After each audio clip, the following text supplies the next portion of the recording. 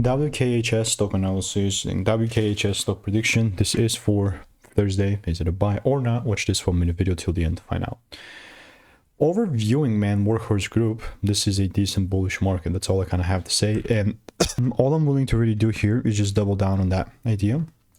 Now, if you watch my yesterday's video, this is exactly like we took the highs out, but we just kind of gapped up sort of way. That's fine. That's fair. It's going to happen. So coming in for tomorrow and onwards, like Thursday, I'm talking 10th of July and onwards, all I'm looking to do is a very similar thing.